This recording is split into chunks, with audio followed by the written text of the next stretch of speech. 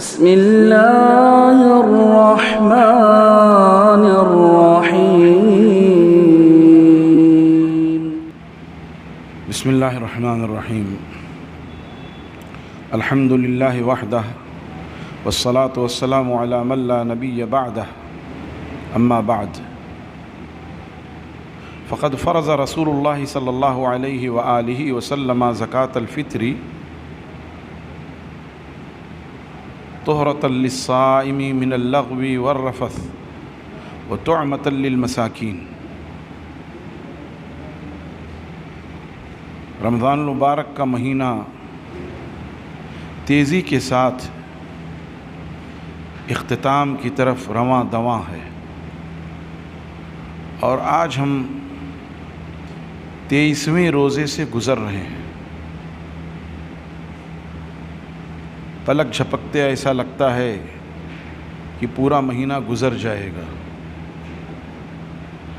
رمضان کے اختتام پر اور روزوں کے افطار پر رسول اللہ صلی اللہ علیہ وآلہ وسلم نے صدقۃ الفطر یا زکوٰۃ الفطر یا فطرانہ فرض کیا ہے۔ اس کی حکمت یہ ہے کہ وہ روزہ دار کے پاکی اور صفائی کا سبب ہے۔ طہرۃ للصائم، روزوں کے دوران کچھ خامی، غلطی، چوک، بھول ہو گئی ہے تو اس کا وہ گویا کفارہ ہے ایک طرح سے۔ اور ایسے ہی طعمۃ للمساکین، فقراء، مساکین، محتاجین کے لیے کھانے کا سامان ہے۔ گویا رسول اللہ صلی اللہ علیہ وسلم نے صدقۃ الفطر کو 2 حیثیتوں سے اور 2 حکمتوں سے فرض کیا۔ ایک تو انسان ہونے کے ناطے اس سے کچھ چوک ہو جائے، روزوں میں کچھ بھول ہو جائے، کچھ غلطی ہو جائے، کچھ کمی رہ جائے، کوئی زبان سے بیہودہ بات نکل گئی، کچھ لغو کام سرزد ہو گیا، تو اس کے لیے وہ گویا کفارہ ہے۔ طہرۃ للصائم من اللغو والرفث۔ اور دوسرا طعمۃ للمساکین، مسکینوں کے لیے کھانے کا سامان کی عید، خوشی کا دن ہے، اس دن کوئی شخص بھوکا نہ رہے، اس دن کسی شخص کو اپنی محرومی کا احساس نہ ہو، اس دن خوشی کما حقہ نہ لگے۔ کوئی شخص ہو، اس کے بچے، اس کے اہل و عیال جو ہے وہ اس طرح سے محرومی کا شکار نہ ہو، اس لیے رسول اللہ صلی اللہ علیہ وسلم نے زکوٰۃ الفطر کو فرض قرار دیا۔ فرضیت کب ہوئی؟ اس سلسلے میں 2 قول ہے۔ ایک قول یہ ہے کہ رمضان المبارک سن 2 ہجری میں، اور ایک قول یہ ہے کہ اس سے ذرا سا پہلے یعنی شعبان سن 2 ہجری میں زکوٰۃ الفطر فرض ہوئی۔ کتنی فرض ہوئی؟ فرض رسول اللہ صلی اللہ علیہ وسلم زکوٰۃ الفطر صاع من تمر وصاع من شعیر وصاع من اقط علی الذکر والانثى والصغیر والکبیر والحر والعبد من المسلمین۔ رسول اللہ صلی اللہ علیہ وسلم نے زکوٰۃ الفطر 1 صاع فرض کیا، کھجور سے، جو سے اور پنیر سے، مذکر پر، مؤنث پر، چھوٹے پر، بڑے پر، غلام پر، آزاد پر، سب پر فرض کیا۔ 1 صاع کتنا ہوتا ہے؟ معروف قول جو ہے وہ 2.5 کلو ہے، ورنہ ایک قول ہے 2 کلو 630 گرام، ایک قول ہے 250 گرام۔ اصل اس میں ہوتا کیا ہے کہ صاع پیمانہ ہے، اس میں آپ غلہ بھرتے ہیں۔ بعض غلے وزنی ہوتے ہیں اور بعض ہلکے ہوتے ہیں، بعض غلے کا دانہ بڑا بڑا ہوتا ہے اور بعض کا چھوٹا چھوٹا ہوتا ہے، تو اس بیچ میں گیپ رہ جاتا ہے۔ یا جو وزنی غلہ ہوا، جیسے فصل ہی میں بعض گیہوں بڑے وزنی ہوتے ہیں، اچھا دانہ ہوتا ہے، اس کو کھیت کی اچھی سینچائی ہوئی ہے اور کھاد وغیرہ اچھی پڑی تو اس کے دانے بڑے ہوتے ہیں۔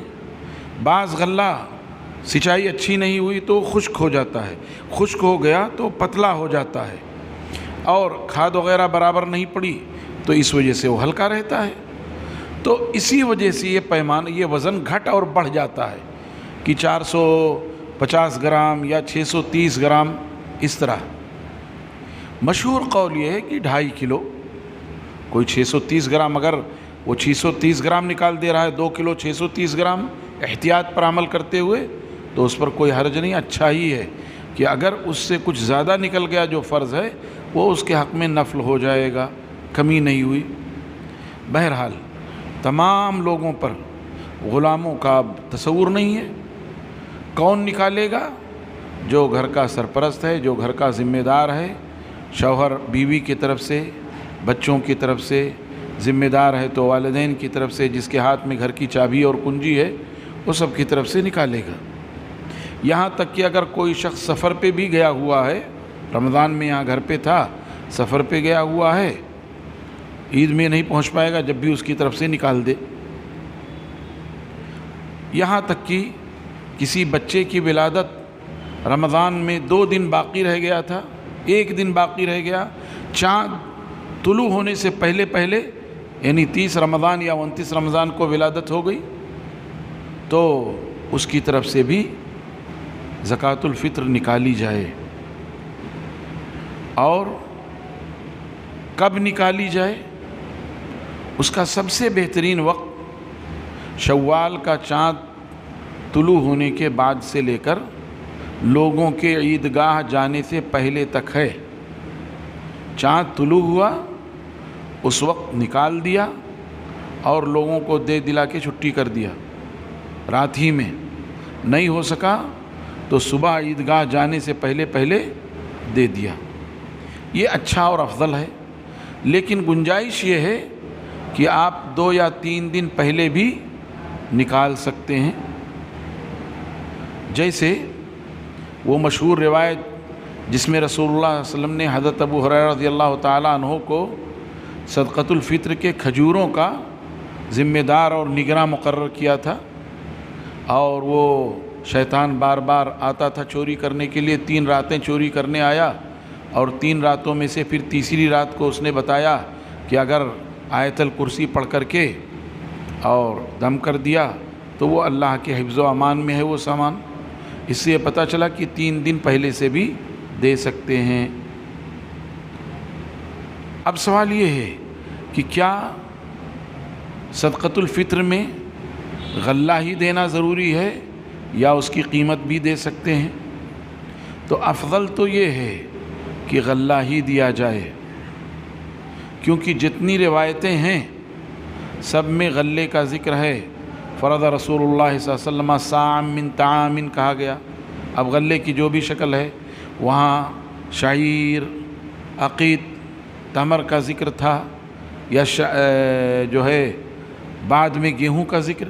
लेकिन जब ताम कह दिया तो उसमें गेहूँ भी आ गया, चावल भी आ गया, जो भी चीज़ें खाई जाती हैं, मकई भी आ गई, एक साथ दे दें। तो इसलिए खाने का ज़िक्र है तो अफ़ज़ल तो ये है कि गल्ला ही दिया जाए। लेकिन इसकी गुंजाइश है कि अगर कोई शख्स है, गल्ले की फरावानी नहीं है, या ये कि गल्ला उसने निकाला, अब देने किसको जाए, मशक्क़त में है, तो वो पैसे निकाल सकता है, क्योंकि कहीं मुमानात नहीं है। मुमानात ना होना इस बात की दलील है कि गुंजाइश है, जवाज़ है। लेकिन अफ़ज़ल वही है कि गल्ला दिया जाए। अब गुंजाइश कहाँ से निकलती है? ये जो कहा गया तुअमतुल लिल मसाकीन, मिस्कीनों के खाने का सामान है। तो मसलन गेहूँ चावल किसी के पास भी है, जो गरीब है उसके पास भी है, लेकिन उसके ईद के मसाला जात हैं, दूध है, किशमिश है, खोपरा है, या कुछ और चीज़ें, तो अब उसके लिए उसके पास पैसे नहीं हैं, पैसे दे दिए गए, काम हो जाएगा उसका। इस हद तक गुंजाइश निकलती है कि दे सकते हैं। अगर किसी ने दे दिया तो गुंजाइश है, गरचे अइम्मा ने इख्तिलाफ़ किया है, लेकिन जवाज़ और गुंजाइश निकलती है तो दे सकते हैं। 2-3 روز پہلے بھی دے سکتے ہیں، پیسہ بھی دے سکتے ہیں، ایک سا دیں، جو سرپرست ہے وہ سب کی طرف سے نکالے۔ اب مصرف کیا ہے؟ تو زکوٰۃ الفطر کا مصرف بھی وہی ہے جو عام زکوٰۃ کا مصرف ہے۔ عام زکوٰۃ کے 8 مدات ہیں، 8 مصرف ہیں۔ انما الصدقات للفقراء والمساکین والعاملین علیہا والمؤلفۃ قلوبہم وفی الرقاب والغارمین وفی سبیل اللہ وابن السبیل۔ یہ زکوٰۃ اور ایسے ہی زکوٰۃ الفطر فقراء کو، مسکینوں کو، زکوٰۃ اصول کرنے والوں کو، مؤلفۃ القلوب کو۔ مؤلفۃ القلوب کہتے ہیں جیسے کوئی شخص مسلمان تو نہیں ہوا ہے لیکن اسلام کی طرف راغب ہے، اگر اس کی دلداری اور دلجوئی کی گئی تو اسلام لا سکتا ہے۔ یا یہ کہ ایک شخص مسلمان تو نہیں ہوا ہے لیکن وہ مسلمانوں کی حمایت میں رہتا ہے، مسلمانوں کے حقوق کی رعایت کرتا ہے، مسلمانوں کے سرحدوں کی حفاظت کرتا ہے، مشکل وقت میں مسلمانوں کا ساتھ دیتا ہے، تو اس کو بھی مؤلفۃ القلوب کے زمرے میں رکھا گیا ہے کہ اس کو بھی دے سکتے ہیں تاکہ اس کی دلجوئی ہو۔ تو ایسی ہی کوئی غلام ہے وہ آزادی چاہ رہا ہے تو مدد کرنا، ایسی ہی کوئی مقروض ہے، قرضے کی ادائیگی ہے تو اس کے قرضے کی ادائیگی کے لیے مدد کر دیں اس سے، ایسے فی سبیل اللہ میں دیں اور مسافروں کو دیں۔